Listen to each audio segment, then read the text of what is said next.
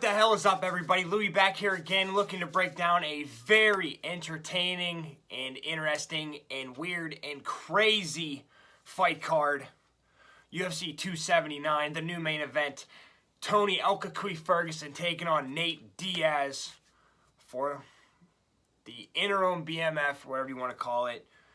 Just who's like the realest ass fighter, because Hamzat and Nate Diaz fell through because Hamzat missed weight by a shitload. And then you got Kevin Holland taking on Hamzat. And then you got the Leech, Jinglиang, taking on Daniel Rodriguez. All interesting matchups, but just very weird. So, anyway, quick recap. Last weekend, I did very bad again, unfortunately. Tied to Avasa. He had that great moment with the knockdown. Couldn't get it done. Sorogan is a beast. And then Joaquin Buckley fought his heart out in the third round, but just couldn't get that finish. So, that's basically all it came down to. And, pretty much, you know, I just took too many dogs, I guess. Anyway, we got a very interesting fight card, 13 fights. Let's just jump right into it, man. This should be a fun fight card. It's crazy. A lot of craziness has happened. I'm just ready to see a shit show and some great fights along the way, though. Should be a lot of violence. First fight of the night, 170 pounds, men's waterweight. You got Darian Weeks taking on Johan LAINESSE. Weeks took on Ian Gary, his last fight. Ian Gary quickly rising up through the ranks here. In the first round, he gets pressured to the fence. He's kind of moving side to side, not really trying to confront him too much. But then he eats some kicks while he's standing in front of him, but then he swings a hook to get into the clinch. Not a lot of activity. Second round, he lands a hook to a clinch against the fence, and then he kind of lands some elbows on the break. Again, not too much, just kind of trying to slow Ian Gary down. But in the third round, he starts walking into some straights, some head kicks. Ian Gary really starts finding his range in this round. Then he gets rocked. Wherever he's walking into him, eats a right cross, kind of. So, but looked okay, just not enough activity, basically. Then Johan LAINESSE took on Gabe Green, his last fight. In the first round, he presses into the pocket with some leg kicks. Then he lands a running right hook, a little wild guy. He lands a double from space off the fence. Then he eats a tip in some short straights, but he's able to land a step back cross whenever Green's pressing him. Then in the second round, he drops him with the right hook in the pocket. Just really impressive, really floors that dude. But he can't keep him down, and Gabe Green is an animal. And then he shoots a desperate double, gets stuffed, but he's able to catch the leg whenever Gabe Green's trying to spin around. He tries to go for the rear naked choke and then a top guillotine, but Gabe is able to stand back up, doesn't really have a good grip on it, and then he eats some right hooks to the body, and then he gets dropped and TKO'd with some ground and pound. So he had his moment, dropped him, couldn't sustain it, couldn't pace himself. You got Johan LAINESSE plus 105, Darian Weeks minus 125. I like Darian Weeks. I think he's more the complete fighter. I think he can go 3 rounds.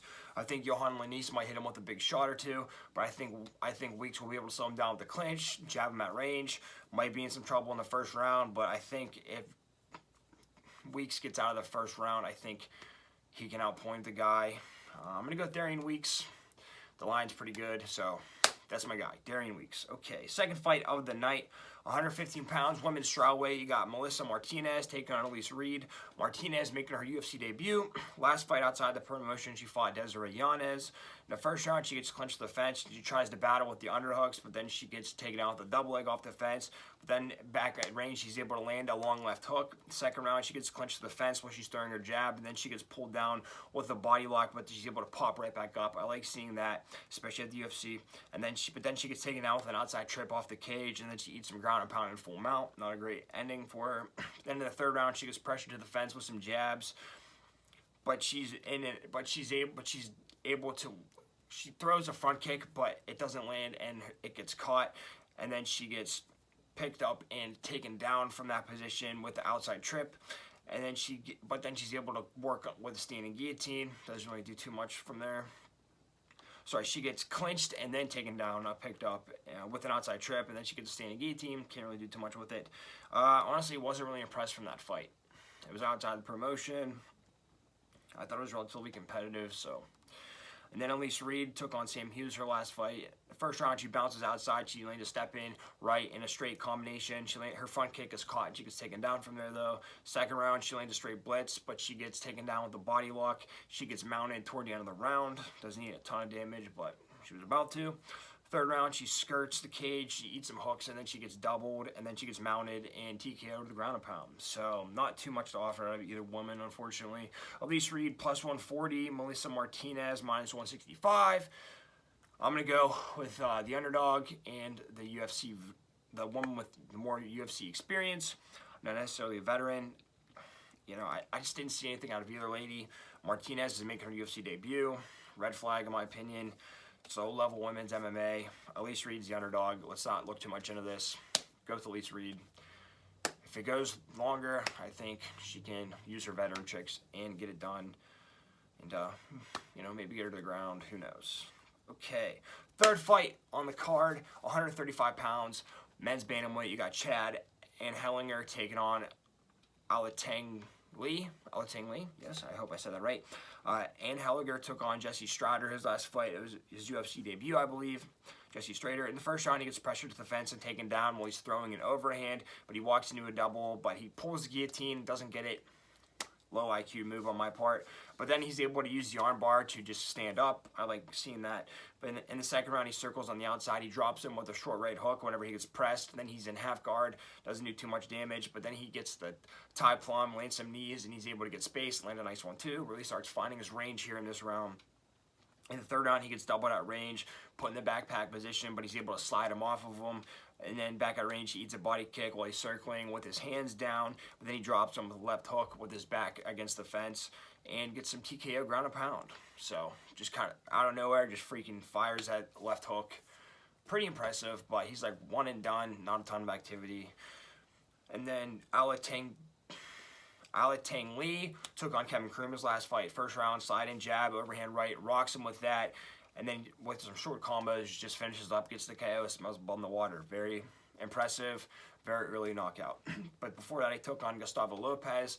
In the first round, he gets clinched off of his overhand, but then he lands a straight right, but he gets pressed and eats some hooks from there rest of the round. Then in the second round, he stalks from the outside. He looks to land his overhands and some straights to the body. Some are hitting, but he's mostly just kind of winging them. But then he lands some stepping right crosses, pushes him to the fence. He's able to stuff the double leg attempt off of the fence, though. Then in the third round, he lands an overhand right off of his hook, and then he lands a straight shot and a left hook whenever he's going into the pocket. And he eats a left hook and a flurry in the pocket whenever he's throwing his shots. But he throws the overhand, but he's a little too extended, doesn't hit the target. But then he gets doubled to the fence and he gives up his back from there. And then, but his double attempt is stuffed. He gets put in a guillotine, back on the feet, lands an overhand, but basically falls off in the third round. ALATENGHEILI minus 170, Chad ANHELIGER, excuse me, plus 145. I've been going back and forth on this one. I was tempted to take the underdog, but ALATENGHEILI, decent wrestling defense, I guess. ANHELIGER, yeah, he has that knockout power, but so does ALATENGHEILI, has knockout power as well. But Chad, he doesn't do much until he lands that perfect shot. And I think ALATENGHEILI is going to be able to get on the inside, just kind of piece him up, hit him with some big shots. And Chad didn't really super impress me in the third round. I know ALATENGHEILI falls off in the third round, so that's where I'm having trouble. I don't know. I'm going to go with the guy that will be able to get on the inside, take the fight to him. Hopefully he doesn't fall off in the third round. I might be regretting this one because I've been going back and forth, and I should go with the underdog. But I think ALATENGHEILI is going to get it done. I like his grappling advantage, and I think he can land more dangerous shots. My pick here is ALATENGHEILI. Moving on to the main event of the early prelims, you got some women's featherweight action, 145. Norma Dumont taking on Danielle Wolf, UFC newcomer. Dumont took on Macy Chiasson, her last fight up at 145. First round, she pressures from the outside, but she walks into some straights. She looks for her overhands, can't really quite get there, but then she eats a left hook off of the clinch break. Second round, she stalks, eats some overhands, and she gets pushed back and clinched to the fence, and then she gets drugged down from the body lock. She gives up her back, but she's able to slide her off, and then she gets clinched back on the feet. So can't really do too much, but at least she's escaping those bad positions. Then in the third round, she lands an overhand right in the pocket, but then she gets doubled, and then she gets back up, but she stays clinched, can't break out of that clinch, and then she lands some hooks in the clinch, but she gets doubled off the fence, and then she's able to stuff the trip attempt, but she can't stay on top, Macy's able to sweep her again, but then at range, she lands a 1-2 in the pocket. Back on the feet, she lands a 1-2 in the pocket off of Macy's kick. Just can't do too much, not too much activity, gets clinched, has a lot of trouble there, gets stuck, basically. And then Danielle Wolf, she has a 1-0 record. She was on the Contender Series. She won that fight. She has a decent boxing record, I guess. I don't know. She's a boxer, but not much MMA experience. But on the Contender Series, this was a couple years ago, by the way. She took on Tanisha Tennant. First round, she lands a short right on the inside. She blitzes with some overhands from range. She lands some jabs at range, but she eats an overhand. She gets clinched to the fence. Second round, she works out of the clinch, and she's able to use her push kicks. But she gets, sorry, her kick is caught, and then she gets pushed. She catches her kick and pushes her down, but she doesn't get on top because she's a boxer. Doesn't have a ground game, really, so kind of gave up that opportunity. But then she gets pressed with some overhands, and she eats a front kick and a flurry for her troubles. In the third round, she lands some double jabs and a cross, but then she gets clinched. She defends the trip, and then she pulls guillotine, stupid move. You know, she doesn't have really good grappling. I don't know why you would do that. Danielle Wolf plus 330. Norma Dumont minus 410. I'm going to go with Danielle Wolf here because MMA is crazy. And on the San Diego card, 3 out of 4 underdog women hit. And this price is wild. And it's featherweight women's. I don't have a good reason for you. Not great analysis. Danielle Wolf might be able to get it done. Maybe she just lands more strikes. Norma Dumont might not be able to get her down on the ground. Danielle Wolf could keep space, jab her up, land some big shots, land some big moments. Who knows? That price is ridiculous. I'm going to go with Danielle Wolf. But you want to go the fight over 2.5. Minus 205, not bad because it's women's. It's women's featherweight. Fight to go the distance, minus 175. An extra half around there, not too bad. Danielle Wolf, fight go the distance. Okay. First fight on the regular prelims, a fun slot fest at heavyweight, 265 pounds. You got Jake Collier taking on Chris, the Beast Boy Barnett. Should be interesting, should be fun. I mean, Barnett is exciting, and Jake Collier, he is like getting some wins in, and he's starting to look ferocious out there, so it should be interesting. Collier took on Andrei Arlovsky's last fight, very close fight. A lot of people thought he should have won. First round, he gets clinched on the fence immediately with a body lock. But then he's able to land an overhand, then he's able to go for the clinch, but then he walks into a cross and a hook against Arlovsky. Then in the second round, he pressures with a double jab and then an overhand, able to get into the clinch, really pushes weight on Arlovsky, definitely the bigger guy here. But then he eats some crosses, just kind of standing at range. But then he gets the body lock and he pulls him down, and then he gets on his back, gets her on his back standing, can't really do too much there though. But then he eats some hooks in the pocket exchange. Not a great policy to stand and bang with Arlovsky, but he did it. In the third round, he walks into some kicks, and he tries to dip and throw the overhands against Arlovsky, tries to get inside, but then he eats some jabs for his troubles while he's trying to get inside.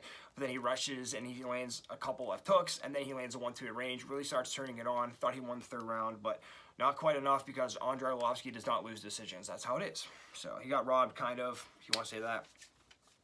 Then Chris Barnett took on Martin Bidet, his last fight. In the first round, he gets clinched with the underhook, not able to break out of there. But then he battles, and he's able to get the underhook, finally breaks off after a little bit. But then he lunges with the jab and overhand, and he misses. Then he eats, and then his hook lands with the wild overhand, but then he gets clinched to the fence. So he kind of has his moments, but Martin Bidet is kind of just waiting and go for that clinch and trying to wrap him up. Then in the second round, he eats some straights in the pocket, and then he has his head controlled in the tie, and then he gets pushed to the fence, and then he throws some wild windmills, and he's able to get the over-under position, but then he gets reversed, and then he eats some knees to the body against the fence, and these are really starting to hurt him here. Then in the third round, he eats a short hook, and he gets clinched, and then he gets dropped with the knee to the body, and then Martin Bidet hits him in the back of the head, so they stop it, but it goes to scorecards, and Martin Bidet wins anyway. But he was really getting hurt with those knees to the body, possibly broke a rib there. Chris Barnett plus 330, Jake Collier minus 410. I think Collier's the better, I don't know if he's athletic, but I think he has a better strategy, the better grappler. I think he can utilize his weight better. I think Barnett is a blown-up light heavyweight. But here's the thing. I'm not going to lay minus 410 on Jake Collier. His striking has improved. He looked good. And Barnett, he did get that spinning wheel kick knockout against John Volante, but I feel like that's all he has. I feel like he bounces around, wastes a lot of energy, goes for big moves, and if it doesn't hit, he's not, he doesn't really have a path to victory. That being said, it's low-level heavyweights. The new rule is you take the underdog at low-level heavyweights. Chris Barnett has a chance. He could hit him with some big shots, maybe rock Collier, and then kind of just skirt the fence, stay at range, and not get hit, and win rounds that way. Who knows? But I'm not laying minus 410 on Jay Collier. There's no way. The fight to go over 2.5 plus 100, I think that's a better bet. But I'm going to go with Beast Boy here. Let's see what happens. Some low-level slap fest. All right, second fight on the prelims at 185 pounds, men's middleweight. You got Dennis TIULIULIN taking on Jamie Pickett. TIULIULIN took on Alice Kizriev. In the first round, he eats a straight right, but then he's able to return a right of his own. But then he walks into a low single, and he gives up his back. But he's able to use the cage to stand up. I like seeing that hustle out of him. But then he lands a 1-2 at range, and he's able to cut off the cage.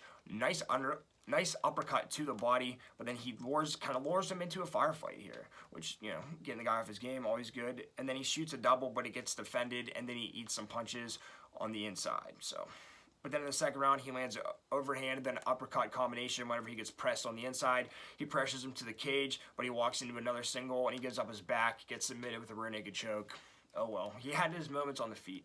Just, you know, just not too savvy, and he was just overextending himself and falling victim to the better grappler, basically. And then Jamie Pickett took on Kyle Dawkins, his last fight. Not a pretty one. First round, he gets pressed with some straights and a 1-2, and then he gets shot to the fence with a single, but he defends with a guillotine, but then he gets double-legged off of there, and he holds on to the guillotine. Very bad ring IQ. But he's able to use the underhook to get back up to his feet in the clinch, but then he gets doubled again, cannot stay up, cannot break away, just choosing to stay in those bad positions. But then he eats a hook while he's circling, and then he gets submitted with a Darce choke, like kind of a standing Darce with 1 second left. So there's only 1 second left and he taps, so I'm sorry, but it's 1 second. I know it's very tight, it was dangerous, but it's 1 second. Oh, I'm sorry, you know. And then before that, he took on Joseph Holmes. I'm just going to go over the first round. First round, he eats some kicks at range, but then he lands some double jabs to a clinch. He's looking for that clinch, kind of his thing. But then he gets reversed in the clinch position, but he's able to break free. Back at range, he walks into some straights and some kicks, and then he's able to get the clinch, and he tries the single.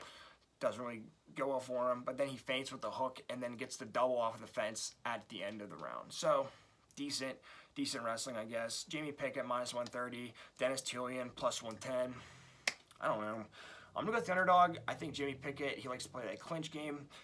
Has decent wrestling, okay wrestling. Dennis TIULIULIN, hopefully he showed up his wrestling, but I just cannot lay money on Jamie Pickett. Sorry, I can't do it. It's just bad IQ. Taps with 1 second left to go. TIULIULIN, decent striking. I think Pickett will walk into some of his shots. I think TIULIULIN can light him up. Maybe forces Pickett to take some desperation shots. I think TIULIULIN might be able to get out of those positions, or at the very least, able to work his way back up. Slight underdog, Dennis TIULIULIN. On to the co-main event of the prelims at a special catchweight of 220 pounds, technically heavyweight. You got Jailton Almeida taking on Anton TURKALJ. TURKALJ coming off the Contender Series. Excuse me if I'm saying that name incorrectly. I apologize. Anyway, Jailton Almeida, his last fight was a heavyweight against Parker Porter. Not much to it. First round, gets a front kick. Gets a double off the fence. Half guard, ground and pound, baby. Then he transitions to full mount. More ground and pound. Porter turns and gives up his neck and choke submission for Almeida. Pretty easy. Then in his fight before that at 205, he took on Danilo Marquez. First round, front kick, and then a blast double. Gets in a half back, half side control. Keeps the cross wrist, though. Really like seeing him taking his time, make sure he secures the position. Gets full mount, ground and pound, TKO, baby. He's just a freak of nature, you know? Fights at a bunch of different weight classes. And then Anton took on Akaya Dos Santos in the Contender Series. First round, he eats left hook in the pocket like immediately, but then he gets his back standing with the hook in. Not a ton with it, but then he's able to finally break him down, get into the rear naked choke position. Took his time, decent on the ground as well for him. Then in the second round, he eats a straight left, but he presses with hooks, and he eats some counters, but he's able to get another takedown. Then they both get to the feet, and he eats some wild hooks, though, but then he gets pressed with a straight left, but he's able to get the body lock and get the takedown from that position, and then he puts in the body triangle and secures that round. Very good control, actually. And then in the third round, he pushes back with some straights. He's able to get the mat return into half guard, but he can't get the mount. But then he takes his back with one hook in and doesn't do a whole lot, but secures the victory for himself. So he's got some grappling credentials as well. I don't think it's going to necessarily be a blowout, but Anton plus 490, Jailton Almeida minus 660. I don't like this price at all. I'm just going to have to go with Jailton Almeida. I thought Parker Porter could put up a fight, get out of the first round. He couldn't. Jailton Almeida is the real deal. If you run through Parker Porter, you are very good, in my opinion. And TURKALJ is kind of short notice, and his grappling's decent. I don't think he's going to be able to get a chance to get it there. I think Almeida's going to blast double him, and then if Almeida gets him on the ground and works him early, I think he can get out of here. Now, are we going to run into a Romanov situation where he only has 1 round in him? I don't know. But I just have a feeling about Jailton Almeida, okay? So we're going to go with that one. The whole fight over 1.5 plus 130. I like that bet. But my pick here, Jailton Almeida. Hope I'm right, please. Okay, the main event of the prelims, 145 pounds, men's featherweight. You got Hakeem Dawodu taking on Julian Juicy J. EROSA. This one should be a little key banger here. I like this. 2 featherweights going at it. Lots of fast movement, lots of punches being thrown. Hakeem took on Mike Trizano his last fight. In the first round, he eats some kicks at range, but he's able to land a jab, slides in and out of positions. Then he lands a leg and some front kicks, and then some jabs. So looking decent, kind of taking his time in the first round. Second round, he lands a jab and a leg kick, but he gets countered with the hook, but then he jabs and he goes for the clinch, gets it over to the fence. Then in the third round, his clinch is reversed, but then he gets doubled off the fence, but he gets right back up, able to break free, rips the body, but then he eats a short elbow and counters, but he counters with the 1-2, and then he lands a left hook to the body, and then he gets to the clinch. So just kind of setting him to strike, going to the clinch, just making sure he has control of the fight. Not the most exciting, but a lot of movement. Then Julian took on Steve Peterson his last fight. In the first round, he gets shot with a single to the fence, but he's able to break off of there, doesn't get taken down. But then he stays at range, and he just kind of looks for his jabs, takes his time. But then he lands some long hooks against the fence. Then he lands some left crosses and uppercuts whenever he gets blitzed. So kind of waiting for the guy to come into him, look for his counter shot. Second round, he lands a right cross and a hook in the pocket, but then he eats an overhand, but he's able to get the double to the fence, but it gets stuffed, and he eats a right hook whenever he's pressing forward in the pocket, getting a little desperate here. But then he gets rocked with a counter right hook whenever he's stepping in, and then he eats a flurry, but then he gets chased down, but he drops him with a back elbow whenever he's rushing towards him. So again, looking for his counter shot there, and it paid off for him. He takes some to give some, but he dropped them, so he wins the round, you know? Then in the third round, he eats overhand off of his jab, but then he's able to get the double leg. But then back on the feet, he walks into a jab and then a right cross, but then he frames him off in the clinch. Then he lands overhand right, but then he gets a double from the pocket, lands some ground and pound in full guard, just kind of try to stay busy and secure that round. So I like the hustle out of him. He looks good. Just takes a little too much damage, for my quick opinion. But the Julian EROSA plus 190, Hakeem minus 225. Yeah. I think EROSA's got a puncher's chance, but I think Hakeem, if he keeps distance and just peppers him with some jabs, gets in there, gets in the clinch, ducks the big shots to EROSA. I could see Hakeem ducking the shots and getting the clinch, maybe even getting the back standing position. But Julian, you know, he could clip him with some big shots, got some decent wrestling, but, you know, Hakeem, not really the best wrestler, but I think he's good in the clinch. Line's not great. I just think Hakeem is a level above. But if Julian clips him with some big shots, I wouldn't be surprised. But I'm going to go with Hakeem here. Okay. First fight on the main card at 205 pounds, men's light heavyweight. You got a slop fest banger here. You got Johnny Walker taking on Ion the Hulk CUTELABA. I mean, come on, man. Can you get any more chinny? Can you get any more recklessly violent? I don't know.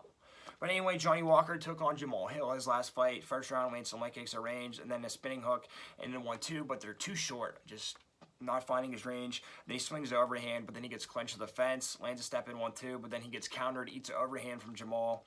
Overhand right whenever he's going for his shot, and then he just gets KO'd with that because his chin is gone, unfortunately. So just one big shot took him out. Now Jamal Hill is Jamal Hill, but still not a great look. And then before that, I took on Thiago Santos, 5-round snooze fest. First round, pressures towards the cage, feint some jabs, circles on the outside. So I don't know. I don't want to go over that fight. But then Ian CUTELABA took on Ryan Spann his last fight. In the first round, he hits overhand right whenever he's coming in, but then he eats a double jab and then a right cross, but he's able to get the body lock trip takedown, but he can't hold him, but then he's able to switch off to the single leg dump, but then he gets kicked off of him after a little bit, but then he gets another whenever Spann gets up, and then he misses the overhand, and then Ian misses the overhand, Span's able to duck it, and then he catches him in a guillotine, and Ian CUTELABA submits from there. I believe he mat returned like 2 or 3 times, something like that. He was looking really good, really aggressive, but just going way too hard, and Span is a veteran and waited for him and caught him in that guillotine. Not a great look to get caught in a guillotine by Ryan Span, in my opinion.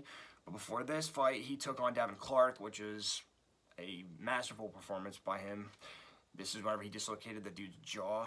But in the first round, he gets jabbed and doubled off of the fence, but then he's able to get right back up. But then he walks into a jab and a head kick, but then he drops Devin Clark with the overhand right, and then he gets on his back, lands some ground and pound. Very nice work, way to recover. Then in the second round, he's on the outside, and he comes to the inside with the overhand, and he gets the step-in double, gets into full mount, lands some nasty, vicious elbows, and then he goes for the top triangle, and that's whenever Clark is able to escape from that position. Just getting a little too overzealous at top in rushing positions. He didn't need to go for that triangle. He just should have stayed there and beat the shit out of him, but he didn't, so it is what it is. And then he kind of falls off in the third round. Devin Clark gets a takedown, but so, you know, 2 big question marks here in my opinion.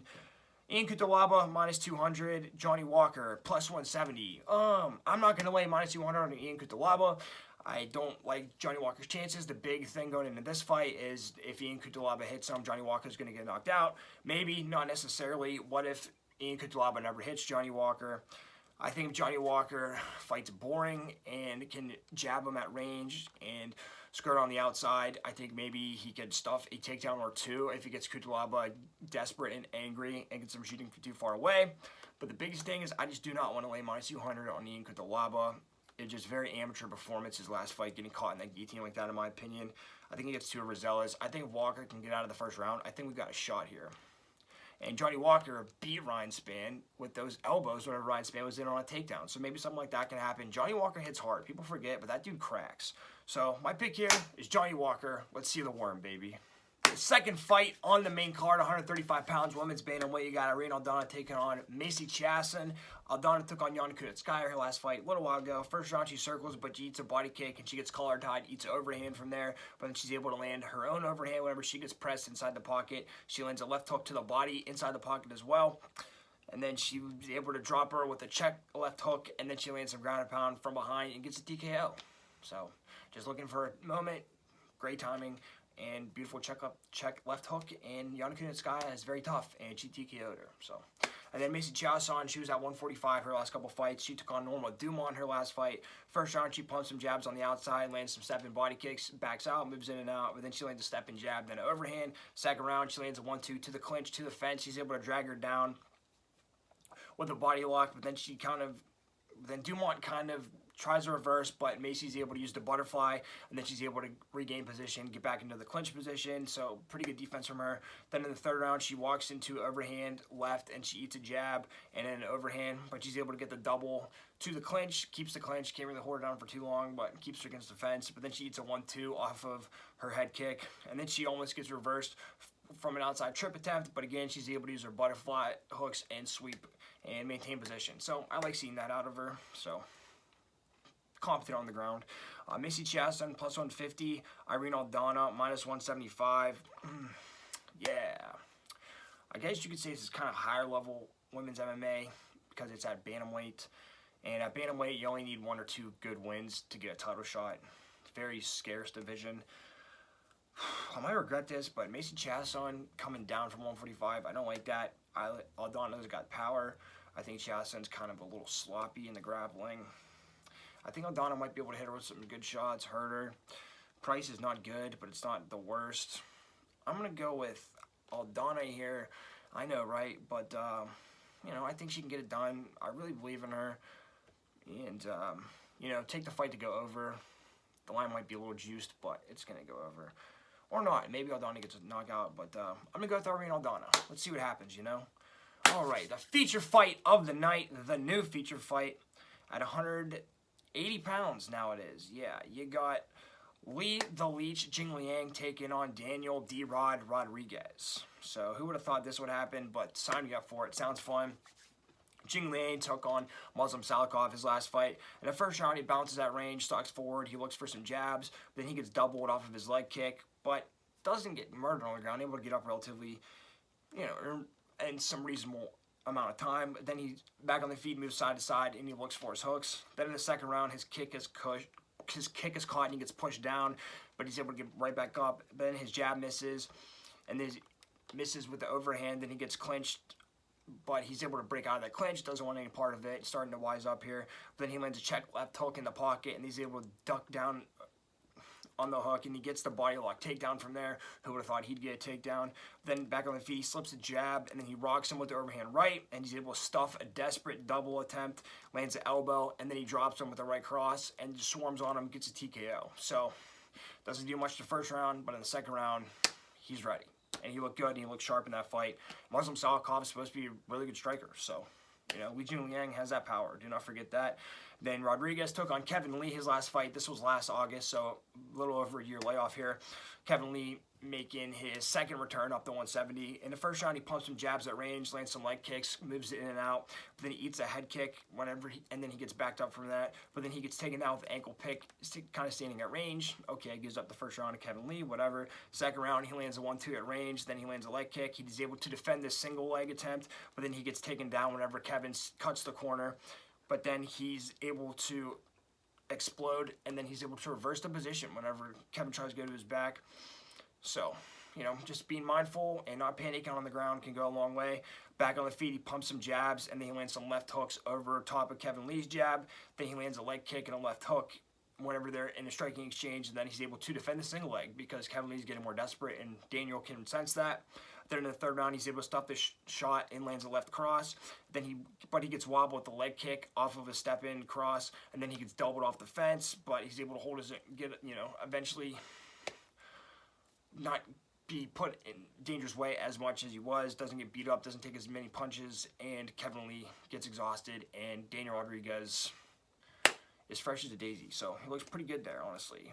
Relatively tight fight, but you know, Rodriguez clear 2-1 victory. So now the odds on this one: Daniel Rodriguez -150 and Li Jingliang +130.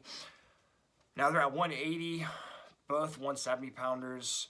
But Rodriguez and Kevin Lee's fight was a catchweight of 180 for some reason. So Li Jingliang's going to be giving up 10 pounds. Not the end of the world, but not great. But honestly, I just think Rodriguez is going to be able to outpoint him. I think Li Jingliang has more than just a big right hook, but I think that's going to be his main weapon here, and I think Rodriguez is going to be able to avoid that. I think his conditioning is going to be better. What does Li Jingliang look like in the third round? I think Rodriguez will be able to stuff all Lee's takedown attempts. I'm going to go for Rodriguez here. I think he'll be able to mix it up, and he'll be on the outside, then he'll work his way inside, maybe start landing some big power shots, but I'd probably a 3-round decision for Rodriguez, but Jingliang can hit him with that big shot at any time, so, but I think Rodriguez definitely takes the first round. Second round might get a little hairy, and then, you know, third round will be up for grabs, I guess, but I'm going to go with D-Rod. On to the new co-main event of the evening. At a catchweight of 180 pounds, you got Kevin Big Mouth Holland taking on Khamzat the Wolf Chimaev. Last minute, 5-round co-main event. Why do they do this? It doesn't matter. Kevin Lee requested it, and Kevin Holland requested it, excuse me, and he's the best. No, he's better than Kevin Lee. Anyway, I'm not going to do a whole-ass breakdown on this. Basically, Kevin Holland, his last fight against Tim Means, wrestling defense looked okay, got taken out a couple times, but his striking, just on point, and we'll go over real quick. He's able to stop the double on the fence. He bounces on the outside, throws some head kicks, blitzes forward. His knee gets caught, and he gets doubled, but then he's able to stand up, and then he lands a hook flurry. So he's getting in the guy's faces, lands overhand right, and then a left hook whenever he got pressed. And then he touches the leg, and then he lands a big straight right and rocks him with it, so he's even faking some wrestling in there. Second round, grab the body lock, and he lets go, and he presses with some uppercuts and hooks, and then he rocks him with the step-in overhand right, and then he stuffs the takedown attempt, and he's able to get the Dar submission. I mean, his wrestling defense is better. I know Tim Means is not as good as Khamzat, but still, you know. And then Khamzat had that crazy brawl-out war with Gilbert Burns, and, like, he almost knocked him out in the first round, but he didn't. Gilbert Burns hung in there. If Khamzat drops Kevin, I think Kevin's going to be able to hang in there for at least a little bit. But let's be real, you do not fight a Chechnyan wrestler on 1 day's notice, giving up some weight, I guess. And I guess they're about the same weight, but still, you know, and Khamzat is a much better wrestler than Tim Means. Kevin Holland's going to be able to defend for so long. What happens in the 4th and the 5th rounds, who knows? But I don't think I'm willing to bet on Kevin Holland, unfortunately. The line is Kevin Holland plus 440 and Hamzat minus 580. But if you want the fight to go over 1.5 minus 165, I definitely think Kevin Holland can make it out of there. But I just see Kevin Holland getting ran through eventually. I think he'll put up a decent fight, but there's too many unknowns, so if you want to throw some money on Kevin Holland, don't blame you. But over 1.5, I think that's the best way to go. My pick is Hamzat. I don't like that, but over 1.5, baby. On to the main event of the evening, the new main event, the true main event, the people's main event at 170 pounds men's waterweight. You got Tony El Cucuy Ferguson taking on Nate Diaz, Stockton 209. Motherfucker, what? Should be a good one. This one is for, you know, who's the realest OG, something like that. I don't know. It's just a really fun fight between two aging veterans, two legends, I should say. And it's going to be a bloodbath, and it's going to be violent. And I can't wait, and I don't want either guy to lose. Somebody's going to have to, but it's going to be awesome. Real quick, Tony Ferguson took on Michael Chandler his last fight at 155.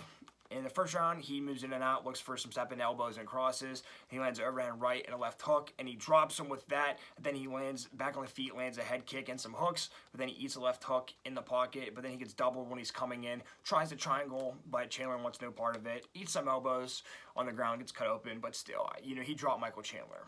That's hard to do. Then in the second round, he gets backed up, and then he just gets knocked out with a front face kick. Nobody saw that coming. Nobody in the world saw that. It is what it is. Tony's chin's not gone.